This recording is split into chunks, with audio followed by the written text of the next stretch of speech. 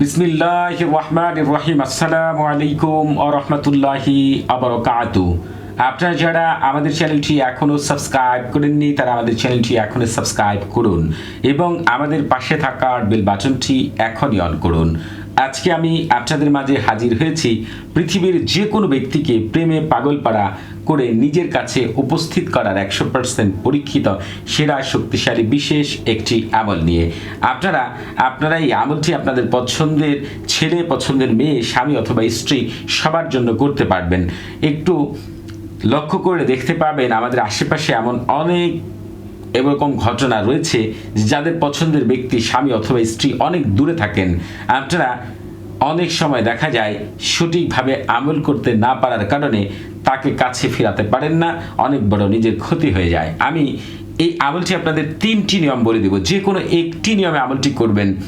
আপনার পছন্দের ব্যক্তি স্বামী অথবা স্ত্রী যত কঠিন মনের মানুষই হোক না কেন, মানে যার জন্য আমলটি করবেন সে ব্যক্তি যত কঠিন মনের মানুষই হোক না কেন, আপনার সামনে 3 দিন সর্বোচ্চ 4 দিন সময় লাগবে আপনার সামনে।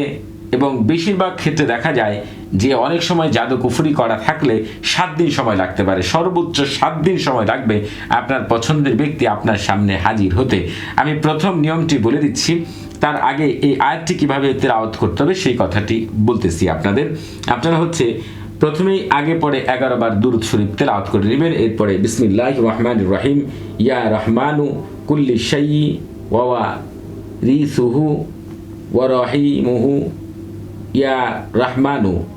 এরপরে বলবেন এই আয়াতের বিশেষ মুআক্কিল ফেরেশতাগণ আমার পছন্দের ব্যক্তি, কোনো পছন্দের ছেলের জন্য করলে বলবেন আমার পছন্দের ব্যক্তি অমুকের ছেলে অমুককে সারা জীবনের জন্য পাগলপাড়া করে অস্থির করে আমার সামনে হাজির করে দিন, আমি অমুকের মেয়ে অমুক। আর যদি পছন্দের ছেলের মেয়ের জন্য আমলটি করেন তাহলে বলবেন এই নকশার এই আয়াতের মুআক্কিল ফেরেশতাগণ আমার পছন্দের ব্যক্তি অমুকের মেয়ে অমুককে সারা জীবনের জন্য প্রেমে পাগলপাড়া করে অস্থির করে আমার সামনে হাজির করে দিন, আমি অমুকের ছেলে অমুক। যাই হোক, আপনাদের মতো করে আপনারা গুছিয়ে কথাটি বলবেন। আমি যে নিয়মে বলেছি ঠিক সেই নিয়মে কথাগুলো বলতে হবে এই আয়াতটি তেলাওয়াত করার পরে। আগে পরে অবশ্যই 11 বার দুরূদ শরীফ তেলাওয়াত করে নিতে হবে।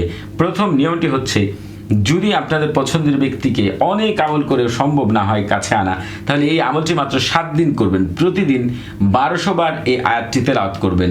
24 ঘন্টার মধ্যে মোট 1200 বার তেলাওয়াত করলেই যথেষ্ট।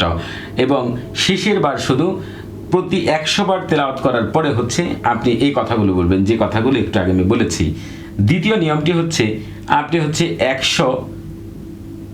1000 গমের দানা, যেটা আটা তৈরি করা হয় যে গম দিয়ে, গমের দানা নিয়ে আপনারা এই আয়াতটি 1000 বার তেলাওয়াত করবেন এবং প্রতিবার তেলাওয়াতের পরেই ওই গমের দানার উপরে এই কথাগুলো ফু দিতে হবে। এরপর ওই গমের দানাগুলো, তবে এই আমলটি রাতে করতে হবে, এরপর সকালবেলা উঠে গমের দানাগুলো কোনো নদীতে, পুকুরে অথবা সমুদ্রে ফেলে দিতে হবে। তৃতীয় নিয়মটি যদি কোনো মতে আমল করে এর আগে সফলতা না পেয়ে থাকেন, হাজার বার আমল করে ব্যর্থ হয়েছেন, সেই ব্যক্তির জন্য এই নিয়মটি বলে দিচ্ছি।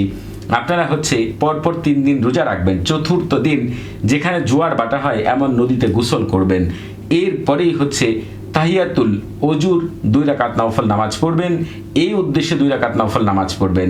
যখন এই উদ্দেশ্যে 2 রাকাত নফল নামাজ পড়বেন তখন সূরা ইখলাস পড়বেন সূরা ফাতিহার পরে।